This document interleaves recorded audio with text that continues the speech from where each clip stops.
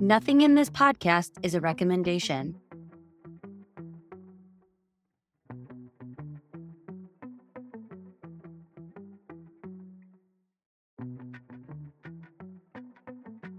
Welcome to the Melrose Show. Melrose here. If you've listened to this intro before, you can click the forward button now 8 times to get to the start of this episode. So, before this version of myself, I was an artist, fashion designer, professional model, TV personality, small business owner, real estate agent, placement agent, and an institutional financial advisor, all before stepping into my current role, which I love, in investor relations and podcasting professional. Woo! It was a wild ride to get here. And after all those jobs, living in 6 countries, 16 different cities, and trying on many versions of myself, I have found that the best place to live is comfortably in my purpose and in a space and a community that allows me and wants to see me grow. I want the same for you. Through my highly versatile career path and working with others on their dreams along the way, I decided to start this podcast to try to help people understand that life is not a race, it's a marathon. Career is not a ladder, it's a jungle gym. And that I really believe the best way in life is following curiosity. My curiosity has me focused on career, plants, shadow, light, and integration work, art, permaculture, community building. These are my purposes in life. And for me, they all go together. They're topics that we will explore together throughout time on this podcast. And I come here to connect you to unique ideas from incredible people. The aim is to help us all grow more into our purpose-driven lives. This podcast supports a community of amazing humans that meet on full moons to howl and heal. We are a global community. Many are interviewed on this podcast. And I invite you to join us offline after the show. Now, sit back, relax, and enjoy this exploration journey with people from around the world who have self-actualized in their lives in some way. Hopefully, they will inspire you in your own authentic journey. Enjoy. Hey, everybody. Balanzat. We are here with a very special guest. I'm going to let her introduce herself and we'll go from there. So, Rechelle, tell us about yourself. Hi, everyone. Well, first of all, thank you for having me here today. I'm so excited to have this conversation with you and share my story with all of your listeners. My name is Rechelle Balanzat. I'm the CEO and founder of Juliette. We launched in September 2014, so we've just hit a decade. And what we do is laundry and dry cleaning for busy New Yorkers through our app, our technology, and our stores. What is so special about Juliette? So it started off with a very simple premise, and that is New Yorkers are just way too busy and can't be bothered to do their laundry and dry cleaning. So I developed an app. I was one of the first to launch an iPhone app that would pick up, clean, and deliver your laundry and dry cleaning. And since then, we've grown to multiple stores, multiple locations, and we now service all of Manhattan. And besides the convenience of it, there's AI involved with the texting. We have the website, so we're completely online and digital, but we're also fashion sustainably responsible and fashion conscious. So what that means is that the clothes do not come back on wire hangers. They come back on beautiful black velvet hangers. We do not use any plastic when we wrap your dry cleaning. It comes back in reusable garment bags made from recycled materials. And since the beginning, we have never used toxic chemicals in any of our cleaning processes. So we are environmentally responsible, but also it just looks good when you get your dry cleaning and laundry back from us. And we're convenient. So we're cashless, we're convenient, we're tech forward, we're responsible when it comes to the environment, and we make your clothes look good. I wish I had known about that when I lived in New York because I would have used that all the time. No wire hangers, no plastic bags, run by a woman, no toxic chemicals, and just all the convenience. I love it. So, how did this happen? How did you want to go into dry cleaning? So it started, I want to say, it probably started earlier than when I actually put pen to paper around 2012, 2013. But living in New York and living in multiple neighborhoods in the city, it was like this thing where it's such a luxury to have a washer dryer inside your apartment. So sometimes you would have to like bring it down. I call it the dungeon because New York City buildings are so old and it would be a laundry room and it's scary and it's dark and creepy. But who has time for that? So then you were kind of like forced to use these corner cleaners and you would call up and sometimes they would pick up or you'd call and sometimes they deliver, but they were just really inconsistent. So I thought, well, why isn't there an app that just picks up and cleans my laundry and dries me? Why does it have to be this difficult? And that was really my aha moment when I started, going down the rabbit hole and really looking into laundry and dry cleaning as an industry to understand where the opportunities are. But that's what started it. And you've been in that rabbit hole for a decade. So I'm so excited to explore that more.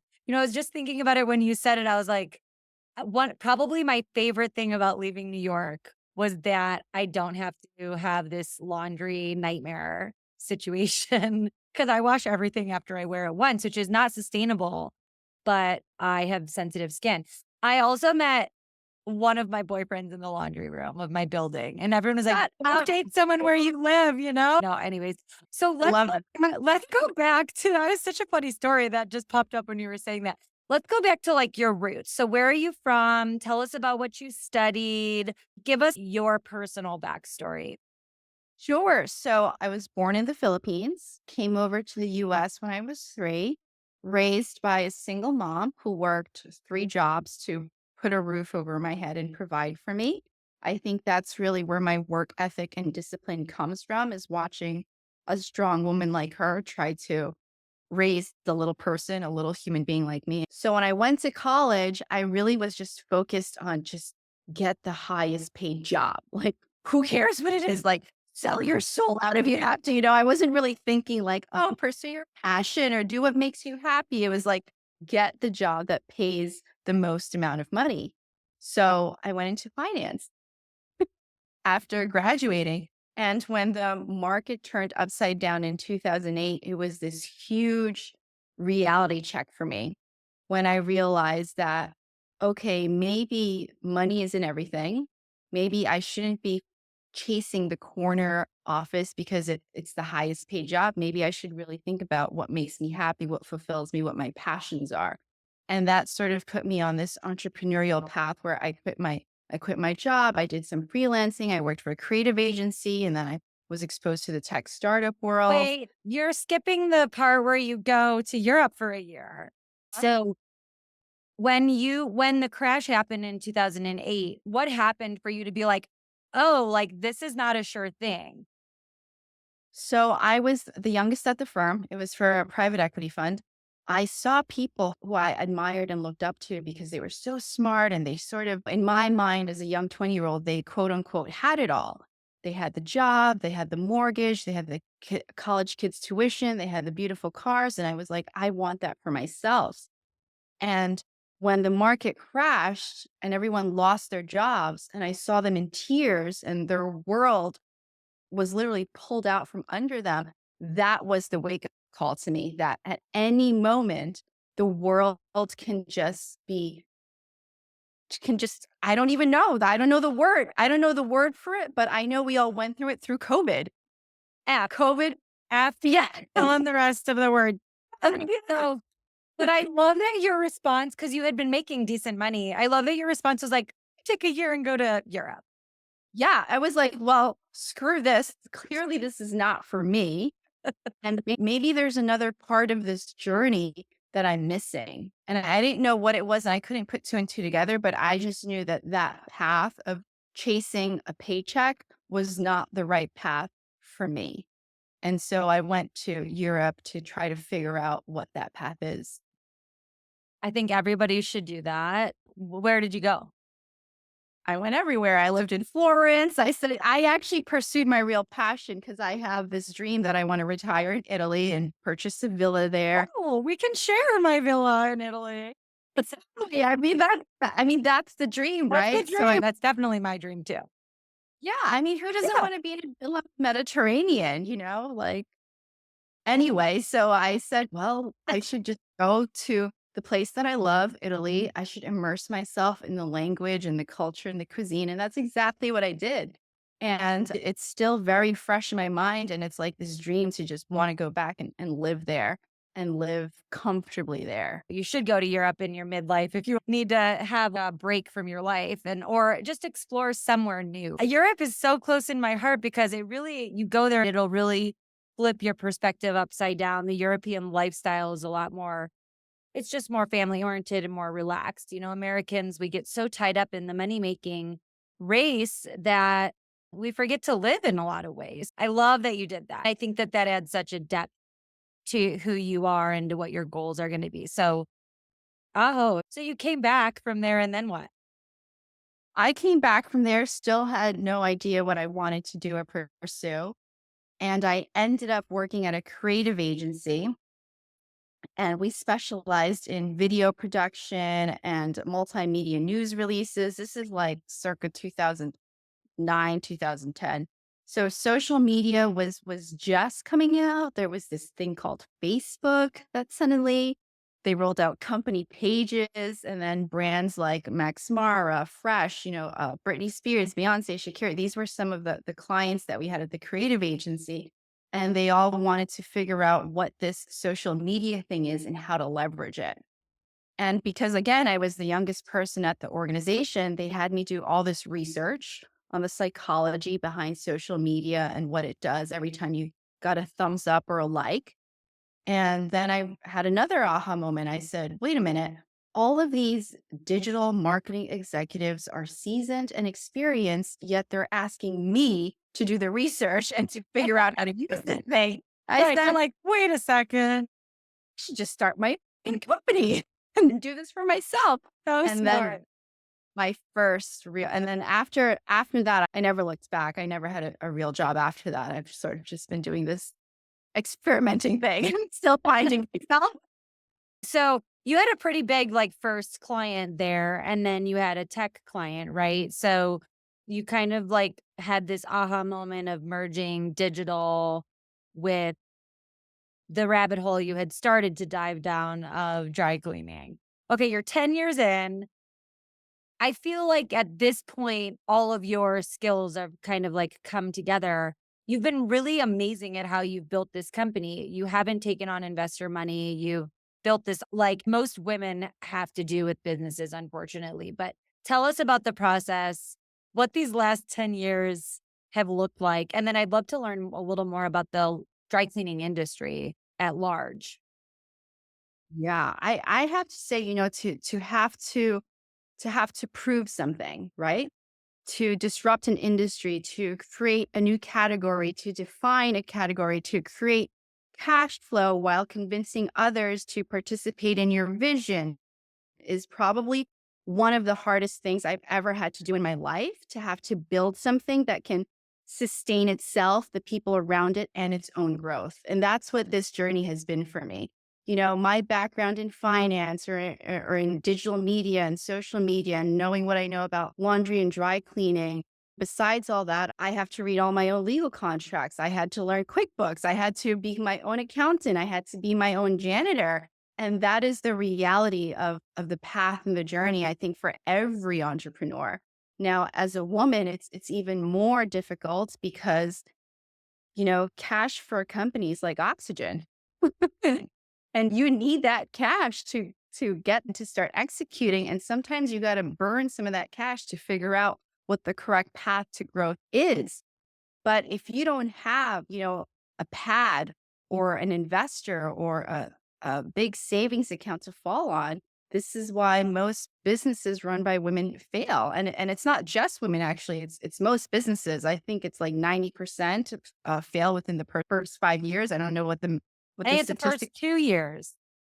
first 2 years. Yeah, I'm sure I know you're like you're like really into data numbers. I've had a real like the first few years of my launching this firm, I've had multiple businesses, but the first year launching this firm was extremely challenging. You get one bad client and it can take you out, right? And so then you have to, suffer. And I don't have a husband or a trust fund, so you have to figure it out. I really give you a lot of credit for being able to figure it out. And how exactly did you do that? How did you create a business? What did you notice and how did you do it? You don't have to give us all your secrets, but No. if for women listening that have an idea who are not going to be able to raise funding, which my firm is working and Decision Society is working to find workarounds VC, right? But what is the advice? How did you do that? Right. It sounds so simple, but is so difficult to execute. And that is simply, I had to do it all. And the things that I didn't know how to do, I had to figure it out on my own and just get it done. One of those skills that I had to develop on my own was Photoshop, and Canva, and just learning how to design ads and how to design things just because I didn't have a marketing budget. I think I used 99 designs, or I'm sure I've worked with like freelancers in the past, but things like that. And then if I needed like press and media, I had to figure out, well, the art of the pitch and how do you craft a pitch? And then how do you get people to write about you? How do you pitch companies? So the short answer is there is no shortcut in whatever it is that you're pursuing. I've always been adamant, like, unless you've got money to burn to figure it out, then it falls on you to figure it out. And that path is not sexy and that path is long. You're like 10 years in, you're like, I'll just have a kid. Sure. Yes. So you have 4 locations now in New York. So you started with one location and scaled. And then when you got that operating business high functioning, then you were ready to go for another one. Is that your process? You started with one. Yep. Yep. We started with one. So first I was renting a space. Then I was able to afford my own space. Then I doubled that every year. So then I took the profits from that and got a second space, doubled that every year, took the profits from that, got a third space, I got the fourth space. And then what I learned was that as we grew, we were able to leverage our existing infrastructure. So it became less expensive to operate the business as we grew. So that was what I learned when I was trying to figure everything out on my own in the beginning. All of these little things about the business, these little cogs that it's only if you're in it every single moment that you understand how everything fits together, which I think is so important because now as we scale and grow, I see the big picture and I know how it ties back to these little things. And that has been really instrumental in how I grew the business. So it Smart. was it was painful because I didn't have the cash to do it. But on the flip side, you've heard of companies who receive all this cash and they don't know how to spend it. And then they still go bust because they didn't put the money towards the proper expenses that actually made a difference on the bottom line. Well, it's not still, that's how they go bust, right? They take money for businesses they don't know how to run, right? Or create, which is brutal, right? Especially when a woman does that because it makes it so much harder for all of us. I mean, I think in 2024, women probably got under 1% of all the VC money. So these early stages of companies really matter. But I love what you're doing. And I want women to really listen. I want anybody who's interested in being an entrepreneur who wants to own a business, listen to this because this is really how great businesses are built. And you can have that American dream of scaling your company. I hope when we check back in with you in a couple of years or a year from now or 5 years from now, that we're like, okay, got you that growth capital, right? Which is different than venture capital. These are licensed, regulated firms and institutions that are deploying capital to you. You being able to go into growth mode, it's going to be so exciting to just see what you can do with Juliette. So I want to applaud the skills you've had to get it to this point, and I do want to talk about where you're trying to go. But really quickly, I think women build things out of necessity from what I've learned and from my own experience and why I kind of walked away from my clothing line because I couldn't get it to have that purpose function, right? When I left my business, it was 2015. It's very different environment. But even today, I think it's hard to create a CPG company that's fully sustainable, that is really like not harming people or the planet. It's very difficult, right? And I have a few of those clients now, and I really respect what they do and how they've taken thought to think every single step of the process out. So I like when we did our pre-interview, you said, well, like I had to be around these things all the time. So I don't want to touch the toxic clothes and I don't want to touch the plastic bags and I don't want to deal with wire hangers. So these things that were born out of necessity were also born out of a high level of respect for yourself and a taste level. So, can you talk a little bit more about those early day decisions that you made that now could disrupt the industry? Sure. So when I was doing research into the industry, I interviewed a bunch of dry cleaners. I looked at their facility, which we call it a plant, which is where you clean all the clothes. It's where all the heavy equipment and heavy machines are. And I asked them about the chemicals that were used. I looked at the workers. I looked at, how did they vent things? Because that's something as simple as venting and sunlight. And I did not intend to be working the machines every day, but it was important to me that employees had sunlight. Some of these plants, they're just surrounded by cement walls and there's no ventilation and there's no sunlight. So being really conscious about that and being intentional in who I partnered with and who I worked with and how I wanted to work with them, because it is also for me, because I don't want to walk into a dark space that has no ventilation, that reeks of dirty clothes and chemicals. Right. Yeah. You're like, that's not where I'm going to spend the next 10 years of my life. And I'm like, no way. I'm trying to disrupt the whole industry. Like, I want to make this appealing for myself. I want to enjoy going to work. And it's not every company, right? It's not every company that operates this way. But I was intentional in choosing companies that put some thought into the feng shui, we'll call it, of plant design and equipment and the solvents that they use. I think it's built loyalty around your business. I think people like to get their dry cleaning back in, a bag that they can put their laundry in when they deliver it to you. They like to have the velvet hangers, and they like to know that when they put the clothes on, they're not getting chemicals onto their skins. What does the rest of the industry do? Can you explain to us how the industry works from a chemical standpoint and what's kind of changing? Because I think most of us listening know pretty much nothing about dry cleaning. So dry cleaning, actually, it goes inside of a massive machine that looks very similar to a washing machine. And you see the clothes tumbling just like a washing machine, only your washing machine uses water and detergent to clean your clothes. When you dry clean, the solvent that we use, the chemical that we use, contains no H2O whatsoever. So it's a liquid, but there is zero H2O in it, which is why it's called dry cleaning. Now, this chemical that we as an industry have used for decades is called PERC.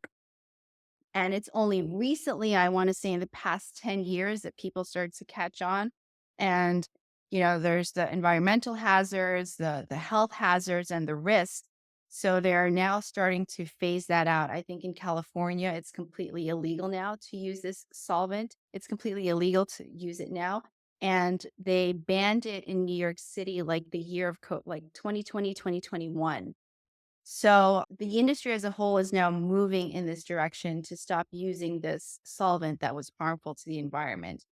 After the clothes come out of this machine, they need to be pressed by hand. So think about your wool suit. It comes out wrinkled. You can't just, oh, here you go. Here's your wool suit, So now a person, a human being, not a robot, needs to stand there and iron your wool suit and get all the wrinkles out. And this is why the labor is so high in the industry, but also why dry cleaning is significantly more expensive than wash and fold or regular laundry, because you take 20 pounds of clothes and you put it in the wash, you put it in the dryer, you fold it. With dry cleaning, it's individually cleaned. It goes into the dry cleaning machine and individually pressed by hand. And then there's another person who's removing the lint. We call it quality control. We have a person who's removing the lint. If there's a loose thread, we're cutting that thread, and we sort of like give it a once over before we package it and deliver it back to you. And I skipped a whole bunch of other steps there too. I missed, I didn't include the pickup and delivery, the counter, how we tag things, but that is every single thing. I'm just more wondering, how is the industry changing now, and how is Juliette working to, essentially be a leader in these thoughts? For 10 years, while this ingredient or solvent was legal, you weren't using it, which I think is something that, I think it's really important. And let's talk a little bit about the future of Juliette. And then we're going to talk about you being a new mom. Yes. Yes. So The other thing that I learned when I was doing my market research before I started the company was that there's absolutely no sense of marketing, branding, advertising, or PR in the entire industry. I thought it was just New York. So, you're familiar with New York. It's like every other block, there's a dry cleaner. It's usually run by a husband and wife or a single person. There's a language barrier. They don't have a POS. They're working off of a calculator and a notebook and a landline. There's no texting. There's definitely no website. Just there, besides the tech component, it didn't have like a feel to it. There was no sense of marketing. This is why every dry cleaner and the industry is so fragmented because they're operating as I'll just operate in like this 3 to 5 block radius and that's it. And I don't have to think about building this up more than what it is. And every dry cleaner has sort of gone into this mentality because even when you leave New York, a lot of the bigger players, they're more generational. So they inherited the business from their father or grandfather or from their mother, grandmother, whoever. And they sort of just stayed in this world. And so what I did when I came in and what Juliette does is that we created a brand. You go to our website, there's a feeling there. Closely, I've tied that brand identity very closely with fashion because of my background at the creative agency. But also, I just love fashion. I mean, who doesn't love a beautiful gown or beautiful dresses? Or I'm a woman. Who doesn't want to look pretty all the time? Every woman wants to feel beautiful, right? And Exactly. every man wants to feel confident. And your clothes are an extension of your identity. I've always said you put on this dress and it instantly makes you feel sexy. Or you put on this jacket and it instantly makes you feel confident to go into that board meeting or to go on your first date or to go get married or whatever is important moments in your life. And so I started crafting that narrative and bringing it into dry cleaning. And that's something that Juliette does that no one else in the industry does. And that is why we've been so successful in sort of resonating with New Yorkers and finding our own relevance with our Instagram influencers and stylists and celebrities. They look at us and they say, oh, she gets it. They get it, like this is my Gucci Right. gown. Like you don't want to talk about your wedding dress or your favorite suit or like this garment that you have a spiritual connection to try to make sure that they're going to take care of it, you know? And how many times do you have somebody lose something or ruin something? And it's like there's a disconnect in that like spiritual thing where you're like, this thing mattered to me so much that I'm willing to pay somebody to protect it and make it so I can keep wearing it for a long time. Right. So there's an energy there, right? That you followed, which I really love that. I've always been terrified to use dry cleaners because I've had so many things damaged in my time living in New York, and it's heart wrenching. I've made multiple wedding dresses, and it was terrifying to figure out who was going to clean them after the weddings because that was 3 months of my life to make that dress. It was really painful when one of them told me that they just never cleaned it. They're like, I didn't want it to get ruined. It's like, this is as an industry, this is this is a problem, right? So I love that you're solving problems there, but also that you're honoring your allegiance to fashion. Actually, the thing that makes me feel beautiful, that should go through a beautiful journey as well. It's interesting. We're living in a weird time. Like you go to the store and there's like half the people are in their pajamas. We're really living in the first era where you can't really tell what social class people are in by their clothes. But when you do make the effort to do your hair and makeup and look beautiful and present yourself well, that's a present you're giving to the world, right? Especially in New York. I think it's such a great place for you to have these 4 flagship stores. So are you going to try to get more stores? What's the plan? Absolutely. Okay, how can we help? Let's grow this baby. Absolutely, absolutely. I mean, I went in with the intention of building the first recognizable brand in laundry and dry cleaning. And I'm really happy to say that in the industry, I have that reputation. Every strong dry cleaner across America is very aware of Juliette and Juliette's standing in New York. And they want to now start bringing Juliette to other major cities across America. So that's the plan. That's the goal. I love picturing you at like a conference for dry cleaners and everyone's just like so one thing and then you walk in and you're like, "Juliet has arrived." Like, "Hello, everybody." They're like, "Oh man, she's the Kali of this industry." It's so funny because I gave a talk last year at the Midwest Laundry and Dry Cleaning Oh my god. conference. Please tell me there's a video of that we can I share. did. Oh I my did. gosh. Yes, I can't wait. I will send it to you, but it was in Indiana. It was in Indiana. It was at I can't forget where. I just know that I had to drive 2 hours from the airport to get to the Oh gosh. Okay. That was really nice of them to host the Midwest Dry Cleaners Conference 2 hours from the airport.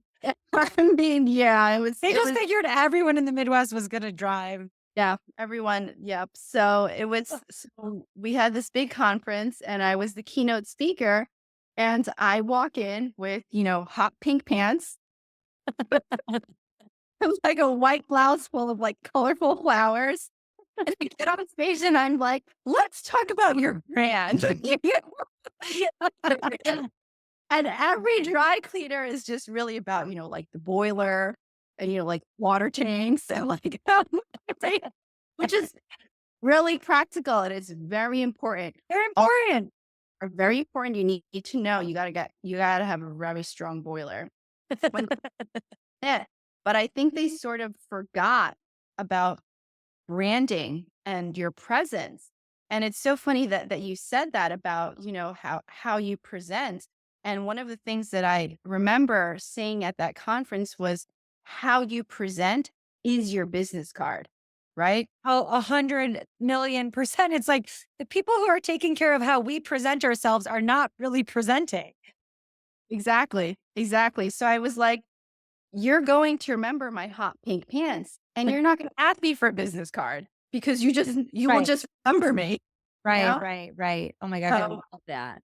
yeah, and I said that when I got up on stage and I said, as an industry, this is what the industry is lacking. It's lacking a little bit of that je ne sais quoi, a little bit of just like I call it a woman's touch, and it is predominantly run by men who are great at running the plants, but no one is doing anything about marketing, branding, or PR and trying to Or really sustainability. or sustainability and really trying to even tell that story, right? So they can be environmentally sustainable, but they don't have an online presence. So they're not telling their followers Do about you it. think do you think it's because for these multi-generational, the mom and pops, not the big brands. The big brand basically just send out like mailers that come into your mail, right? That's like they're still on that, which might work now that no one gets mail, but um do you think it's because like the mom and pop shops or the multi-generational from the mom and pops who maybe have acquired a few stores, do you think it's because it's such a labor intensive business that they're, like, kind of at capacity, so, like, they don't really want more people coming? Or do you think it's because they just, like, really don't think about these things? Or both? Just Or from both my and else?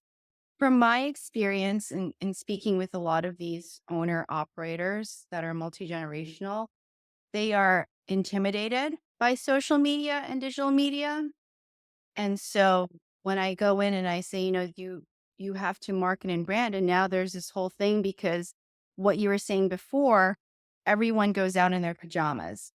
And a lot of that demographic is a younger demographic, and that demographic is not dry cleaning. So the industry knows that as time progresses, if we don't start connecting with Gen Z, that we're going to miss out on a lot of that market share. And so I explained to them, Gen Z, they need to see your face. Okay. Don't be intimidated by Gen Z. Don't be intimidated by Facebook or Instagram or TikTok and telling your story because everyone has a great story. And these dry cleaners are pillars in their community.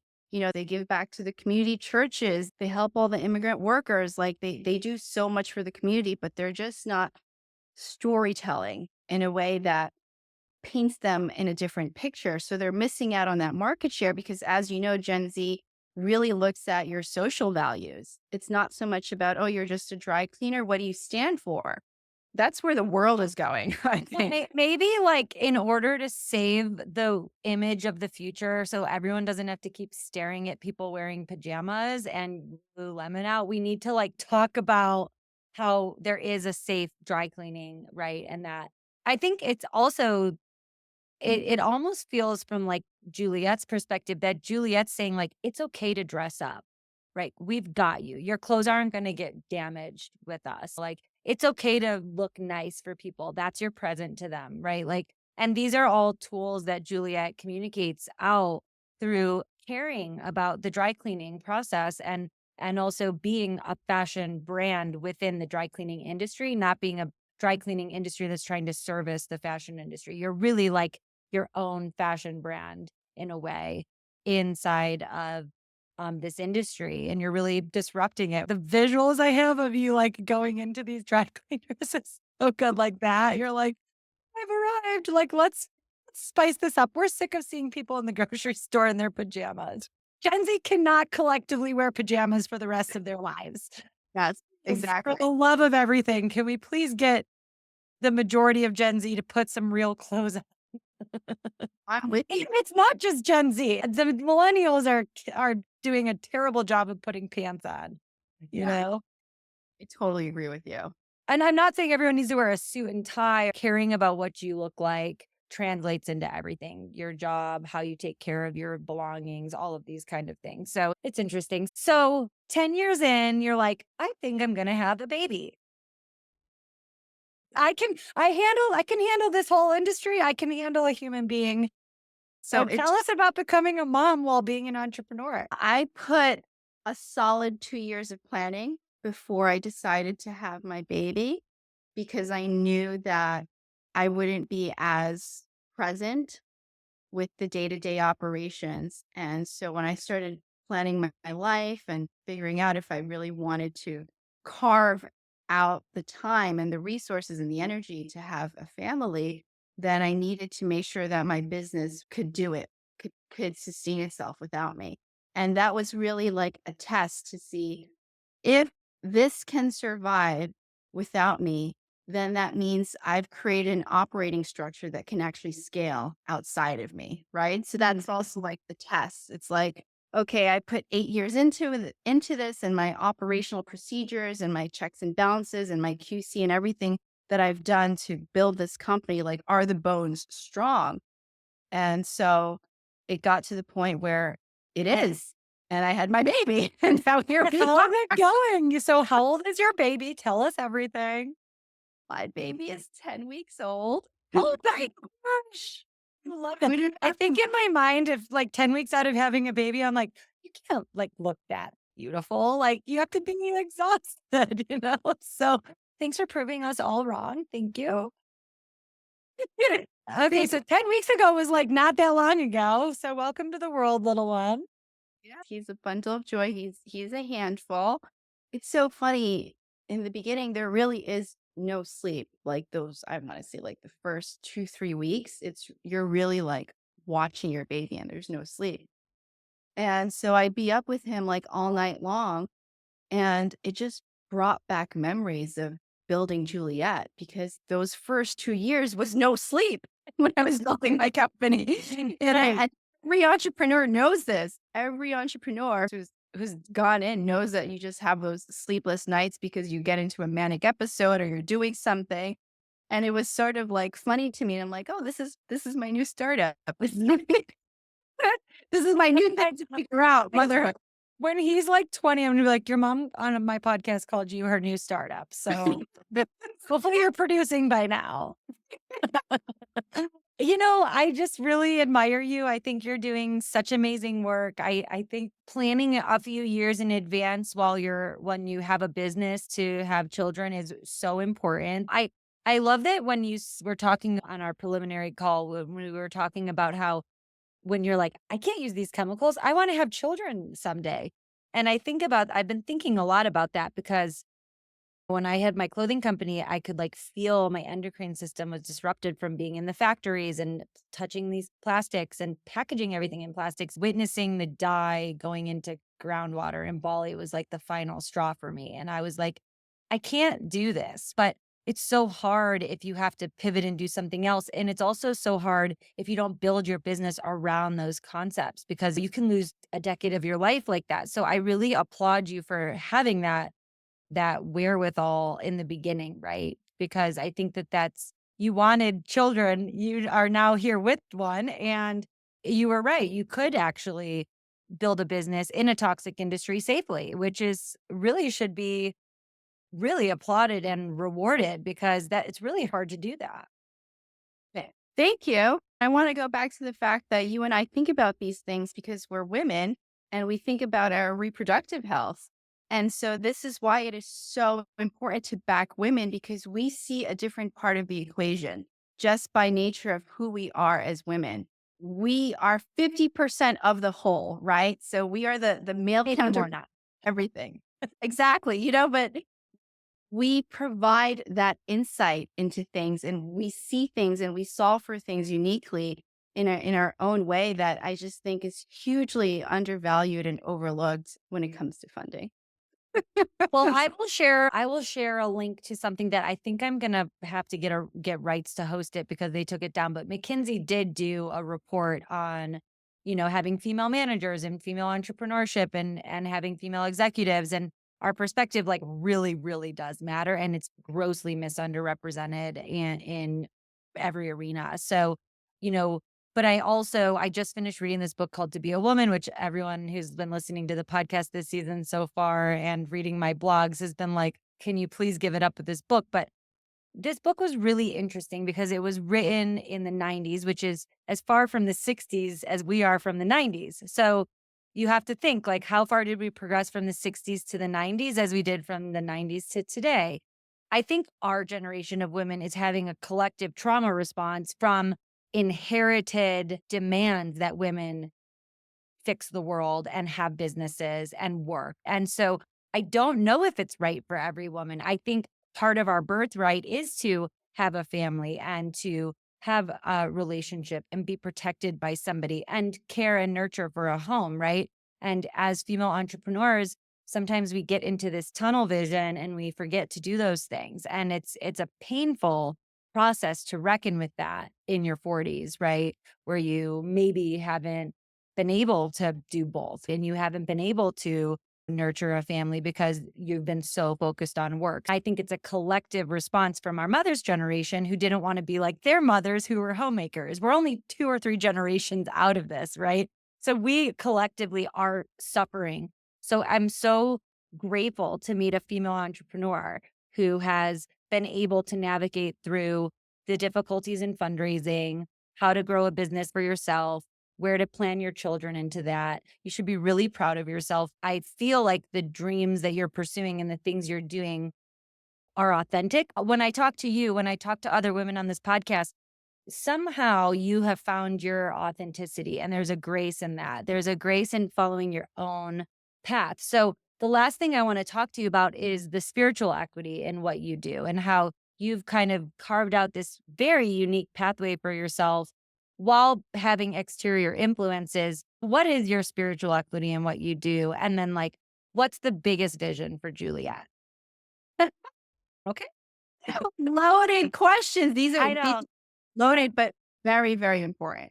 Very, very. I think we have to, as women, unfortunately, start doing the work to process some of these things that are why we do what we do, and maybe why we do or don't have spiritual equity in what we do.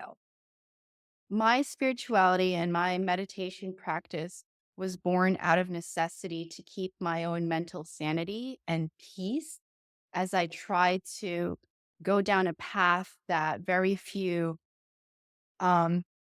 there's few role models, right? For us as women. Like we don't see a lot of female CEOs killing it. There are female CEOs killing it, but there are not enough. There's just not enough. We don't see them, right? So there's something to be said about that. And it put me on this path of like, well, why? Well, why? And I don't know. I'm sure you remember I'm sure you remember the Me Too movement. And I'm sure you have your own horror stories because every woman does. And feeling that embarrassed or shame or whatever happened to whatever woman, we all have our moments. And it was these moments that brought me to my knees. Oh my God, I get emotional. I'm going to start crying too because Me Too really was a precipice for me. It's interesting you're having that response because I think a lot of women have not been talking about what happened internally to us through Me Too because we had to reckon with things we buried, right? A lot of really terrible things, right? That we've had to come to terms with, right? And that, when I see a female CEO, the first thing I do isn't look at her success. I look at if she did it as a female or she emulated men to get there. Because to stay female when we've been so violated professionally, physically, mentally, financially is really difficult to do as a businesswoman. So I really value your tears and I feel them too because talking about these things is hard and we don't necessarily have to share this on the podcast. I'm like really willing to edit anything out that you don't want to share. And I do that with myself too. But these are the things that when women listen to this podcast and men, but when women listen to the podcast, they don't feel so alone. Ascension into being a mother, ascension into being a business owner are very difficult. And I don't think there's actually as much support for female business owners as there are for new mothers. But even the content coming out to new mothers isn't that great, to be completely honest. So thank you for showing emotion. I really value that.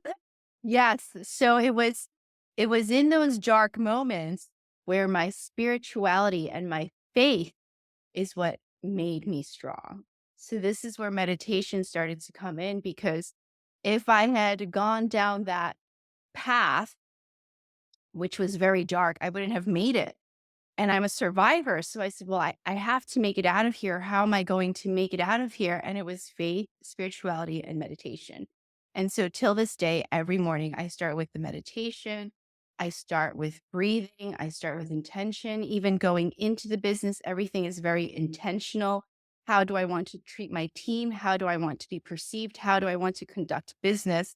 And so that the spiritual equity is woven into my mental sanity and the success of my business. It's all interrelated. And I needed it to help me survive the trauma and the difficulty of trying to make it as a female business owner. Everyone has their own practice, but I wouldn't have my sanity if I didn't meditate every day. Meditate, pray, yoga, workout. Everyone has their own thing, whatever it is for you.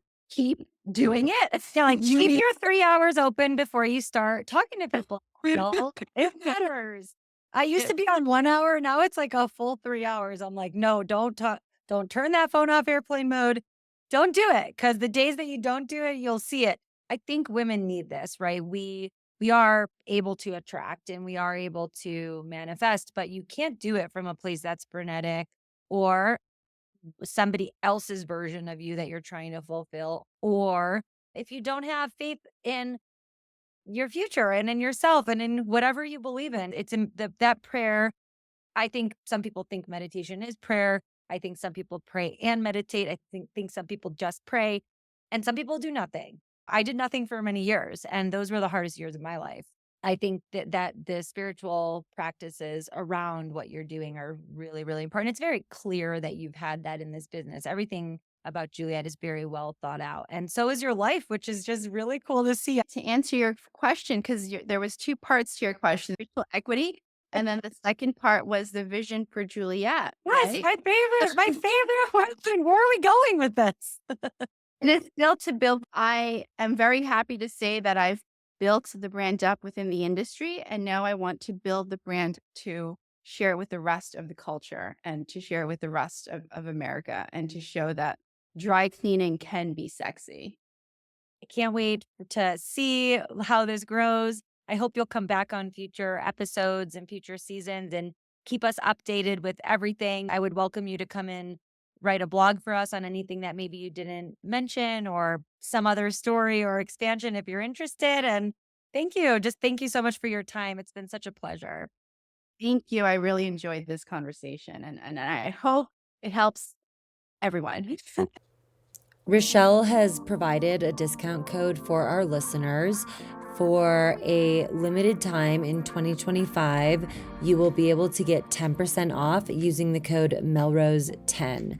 Again, we are so grateful for you listening to this episode, and we wanted to give our listeners a little extra love. Please go if you're in New York and sign up and get your 10% off today. Nothing in this podcast is a recommendation.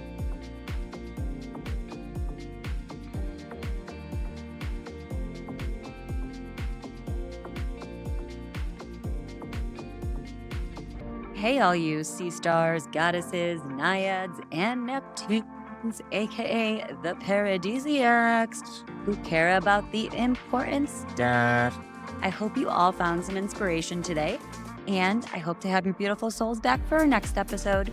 This podcast supports a beautiful group of humans who gather on full moons, and to find a link for Howl and Heal and for our website with these episodes, details, and blog, head to themelroseshow.com. You can also connect with me on IG at Melrose Wild or at the Melrose Podcast. Again, this is Melrose. I hope after you listen to this conversation, you feel some magic brewing in your own destiny. Thank you for listening, and please subscribe or follow us to get updates on new episodes. And if you love this podcast, the best compliment is to rate us with 5 stars and maybe leave a little love note about how this podcast might be helping you. Have a wonderful day, and may the forces of wholeness and growth be with you all.